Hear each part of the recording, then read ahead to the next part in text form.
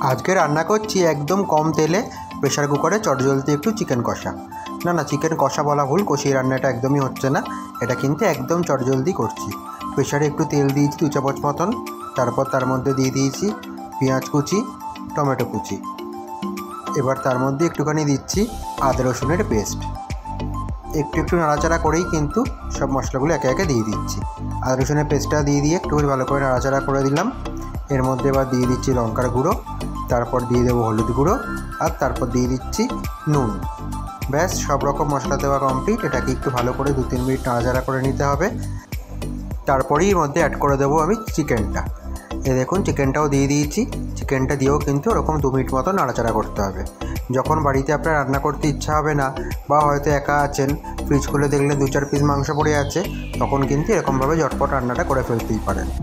আমি তো এটাকে বলি একদম ফাঁকিবাজি রান্না। দেখুন কথা বলতে বলতে কিন্তু জলটাও মাংসে অ্যাড করে দিয়েছি। একটুখানি জল দিয়েছি, যেহেতু চিকেনের নিজস্ব জলটা ছাড়বে, সেই জন্য অল্প করে জল দিয়ে কিন্তু আর 2 মিনিট মতো নাড়াচাড়া করছি। অল টোটাল 5 থেকে 6 মিনিট নাড়াচাড়া করলেই কিন্তু আপনার মাংসটা মোটামুটি রান্না এখানে কষানো হয়ে যাবে। এরপরে ব্যাস ঢাকা দিয়ে সিটি খাইয়ে নেব প্রেশারে। মোটামুটি যার যেরকম প্রেশার কুকার সেই অনুযায়ী সিটি পড়বে।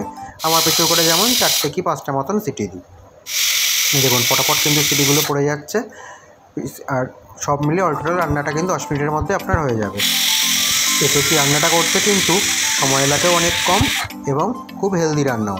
যেহেতু কষানো হয় না, তাই কিন্তু একদম কম তেলেই রান্নাটা হয়ে যায়, আর খেতেও কিন্তু দুর্দান্ত হয়।